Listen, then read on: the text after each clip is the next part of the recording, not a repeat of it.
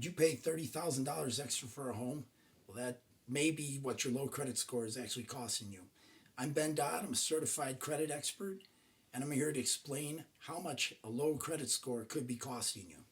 Before we get started, I want you to subscribe to this channel now.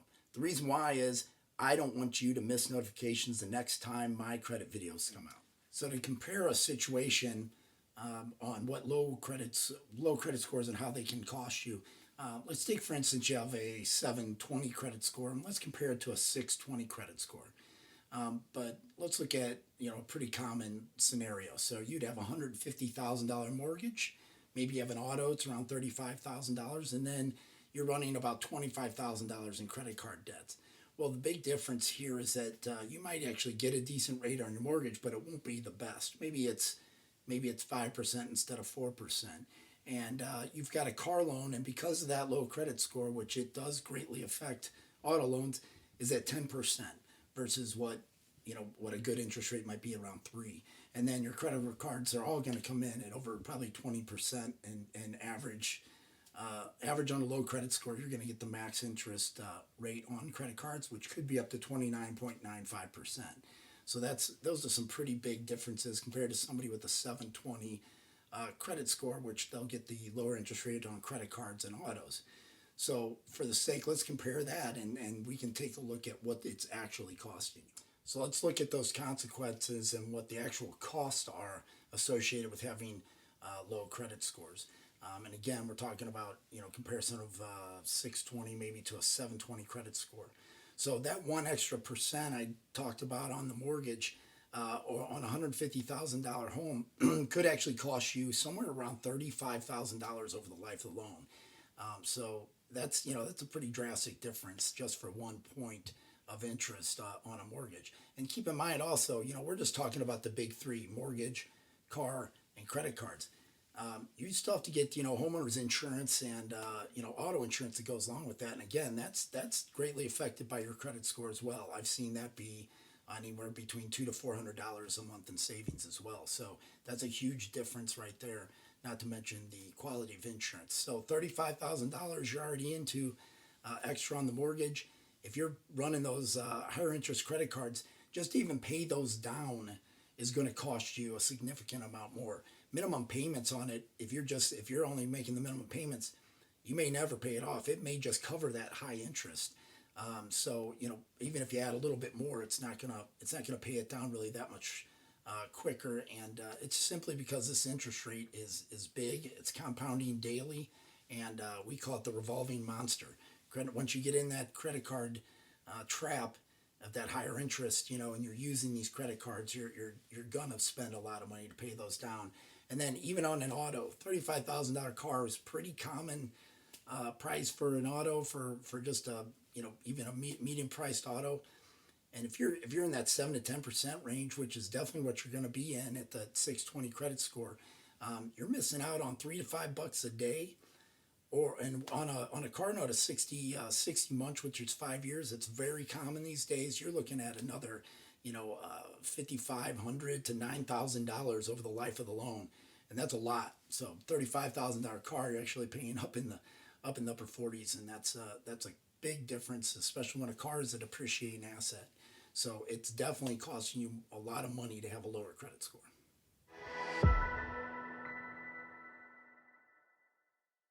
So let's take a look at the mortgage a little more in detail and the actual numbers and the costs associated on some different interest rate levels. I use a low amount on a $150,000 home. There's not a lot of those left out there these days. So let's take a look at a $300,000 mortgage. Generally, everybody's going to go for an average of a 30-year fixed mortgage. Seems to be like the loan scenario these days. It's most common. And again, you can kind of see on this table where 4% interest rate on $300,000 loan with excellent credit, which is 720. You actually might get a little bit better score break above that 760, which is considered really the excellent credit scores. But looking around $1,400 a month, and just dropping down to that below that 720 is going to bump you up about 3/4 of a point, and the cost is significant. On a $300,000 loan, you're coming up on $50,000 extra, and then if you drop down the poor, if you can even get that get the mortgage that's 620 or higher, you're going to be up in the fives most likely by the time you factor in mortgage insurance, and that could cost you up to $100,000 extra over the life of loan. That's significant, and that should be enough motivation to repair your credit right there. Okay, let's look at the car loans in detail. A car loan, generally again a 60 month auto loan, so 5 years, you spread that out. The difference on a car loan and the interest rate there is significant, especially when you're only looking at a 5 year period of time. You can see the table there, just what the spread of interest rates could be. And generally, the car finance guys, they don't tell you no. On a mortgage, you can actually be told no at 620 or less. On the auto side, these guys, they'll put you in the car, but they've got an interest rate that can go up, and it can go up significantly. And you can see on the table here, you get up around the 20% range, and you're paying almost, you're paying 25%, 20% more for an auto. It's significant. You're talking like $10,000 plus. So again, more motivation, and this is $10,000 in a 5 year period of time. This isn't like a mortgage that stretches out 30 years. $10,000 over 5 years is a lot of money. Again, more motivation to repair your credit.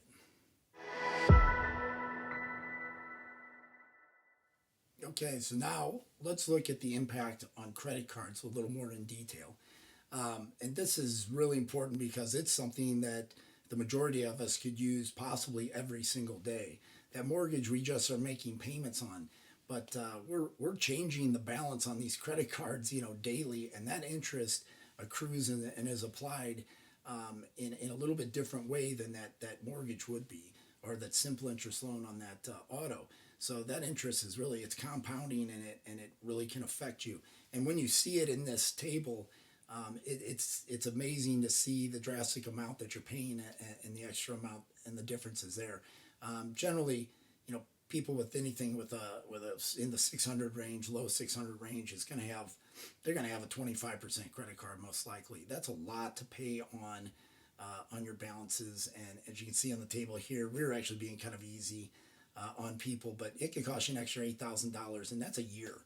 So that's fast. I mean, that's a lot of money over the year that you're just missing out on. I don't know about you, but I could use a $10,000 or $8,000 raise on my salary just by not paying that much to the credit cards in interest. So again, more motivation.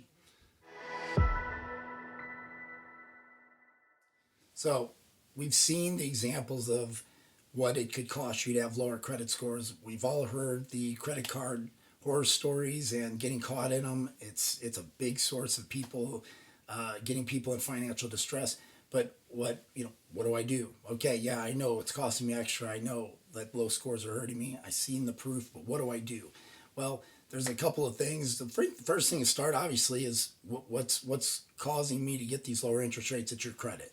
And a lot of people are afraid just to even check their credit. But now's a good time, if you haven't, get on a credit site, find out what your credit scores are, your credit report, see what it says, check for any of those errors, stuff that's not up to date, that's not reporting fair, accurate, up to date information, and challenge those items. Seek a professional. I'm here to help.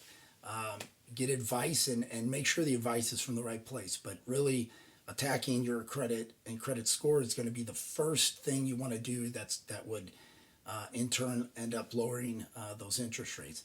After that, you want to look at those accounts and those things that are costing you and see, again, what can I do with those? Well, you need a car, right? You need credit cards. It's just a way of life these days. People are utilizing credit cards, but you need a car. So maybe you had to get a car. It's at the higher interest rate. You can refinance autos just like you do homes. Once you find out what that next credit criteria is for those lower interest rates on those autos or the credit cards, go and refinance that auto and get that lower interest rate.